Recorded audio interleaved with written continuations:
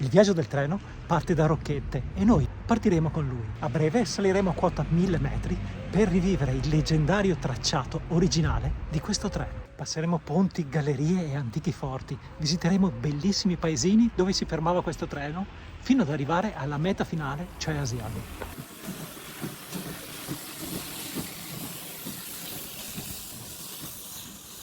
La prima grande sfida della ferrovia era quella di costruire un ponte sopra il fiume Astico.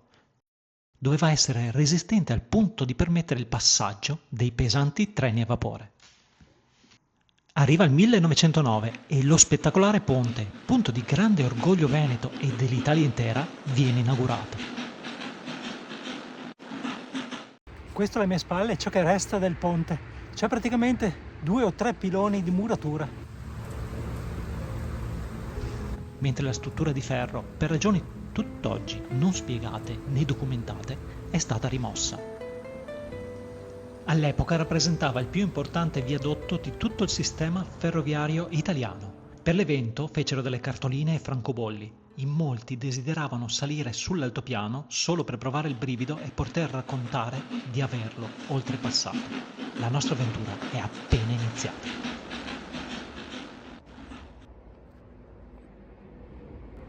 Questa alle mie spalle è la ex stazione di Cogollo del Cengio, è la seconda fermata del treno.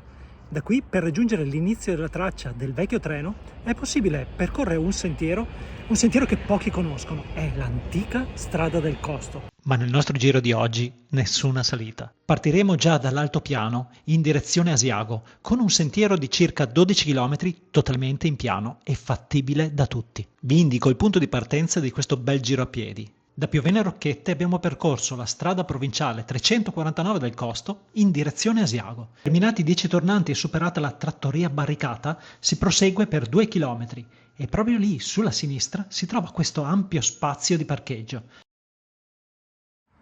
Ecco, vedete, dal parcheggio si prosegue qui verso la strada, che è abbastanza trafficata ed è un peccato che non ci siano le strisce pedonali, ma la strada che noi stiamo percorrendo è proprio quella lì in cima.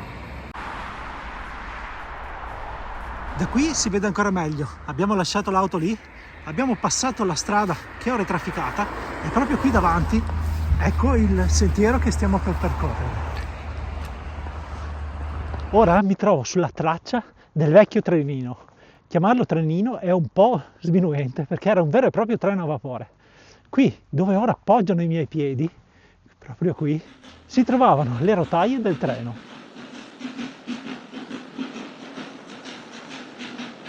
La pendenza è quasi nulla e il sentiero inizia tra i colori dell'autunno, guardate che roba, immergendosi in un bosco. Il treno a questo punto aveva quasi interamente compiuto la salita per arrivare proprio sopra l'altopiano.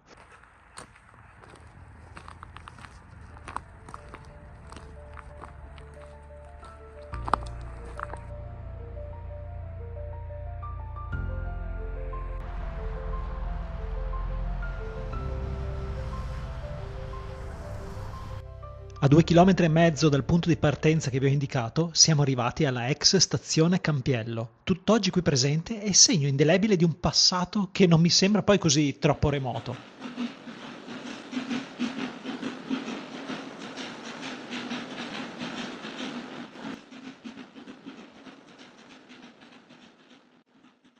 Il fenomeno del turismo era già presente sull'altopiano dei 7 comuni sin dalla metà dell'Ottocento.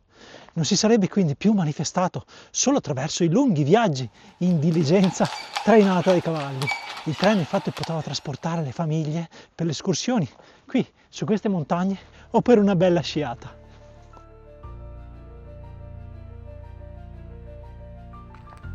Il sentiero del treno è arrivato a Tresché Conca ed ora c'è un piccolo pezzo di strada asfaltata da percorrere per poi riprendere questo fantastico tracciato.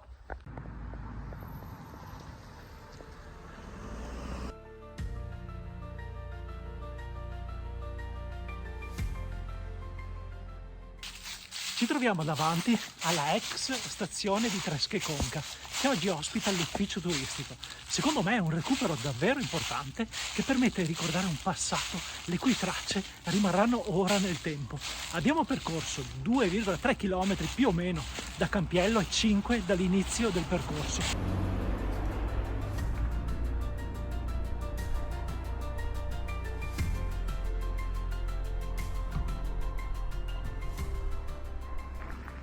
Ecco, alla fine di questa discesa si arriva direttamente a questa rotonda, è la rotonda di Tresché Conca, dopodiché si prosegue qui sulla destra.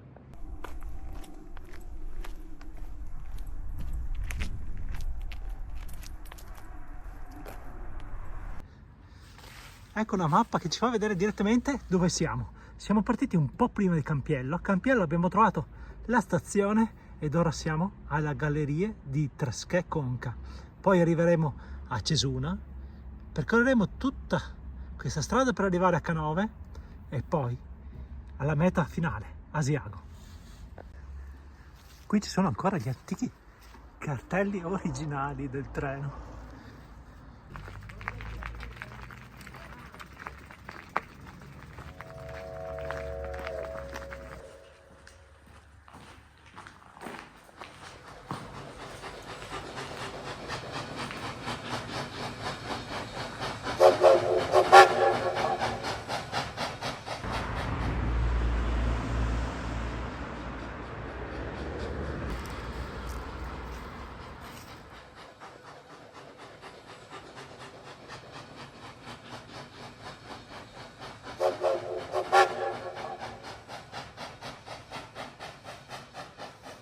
Ci troviamo in prossimità della galleria di Cesuna, proprio qui. Vi faccio vedere una cosa interessante di questa galleria.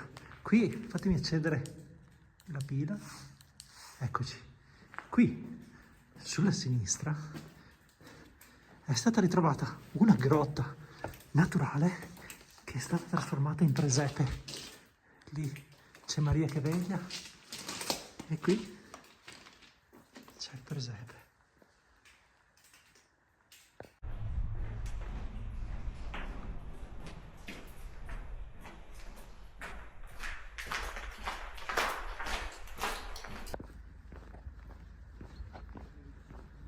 A soli 2 chilometri da Tresché Conca abbiamo rapidamente raggiunto il paese di Cesuna.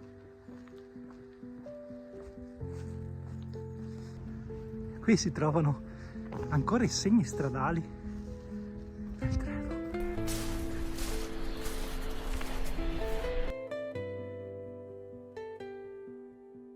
Con il treno a vapore per l'altopiano aveva inizio anche una forma di turismo moderno, ma il vero boom turistico iniziò alla fine degli anni 50 per raggiungere il suo culmine negli anni 60. In quell'epoca venne organizzato il premio musicale Che Barlaba d'Oro, che nel giro di qualche anno diventò il Festival Bar e anche Totò era uno dei giurati. La nostra avventura prosegue alla scoperta di questo storico sentiero e di questo fantastico altopiano.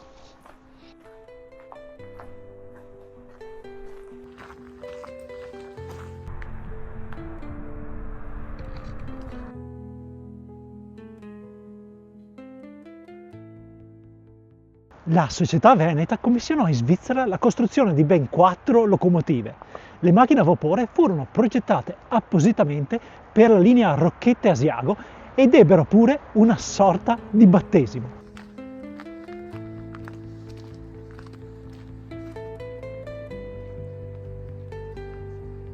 Dalla stazione di Cesuna abbiamo percorso 5 km, è il tratto più lungo dell'intero itinerario. Siamo finalmente arrivati alla penultima tappa del nostro epico viaggio. Questa è la stazione di Canove. Qui si trova il Museo della Grande Guerra e la bellissima locomotiva che ha fatto sognare per molto tempo.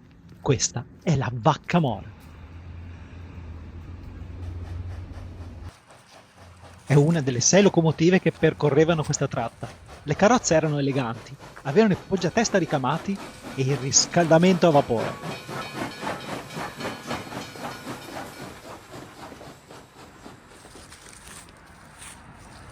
In inverno, con la neve, in coda piazzavano il carro spazzaneve con i cassoni riempiti di sabbia del peso di 16 tonnellate.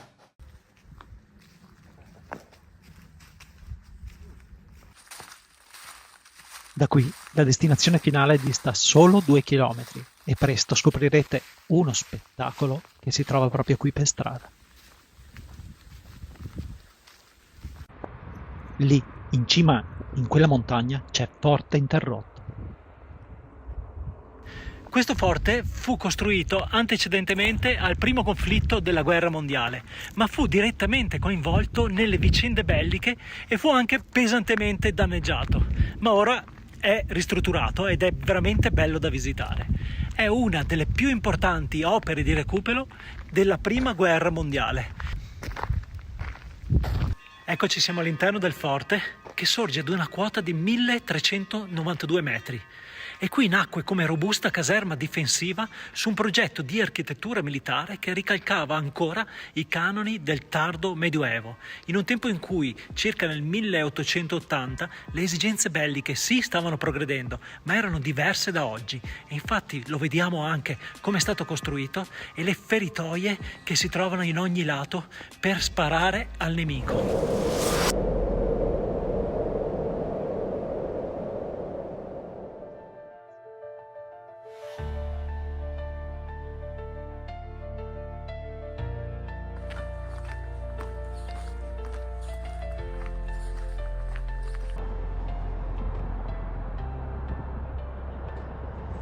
Siamo arrivati all'ultima tappa, al capolinea del treno.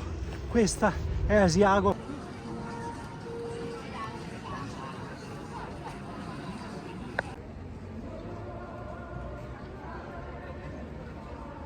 Eccoci arrivati ad Asiago, è la meta finale e anche il capolinea del treno.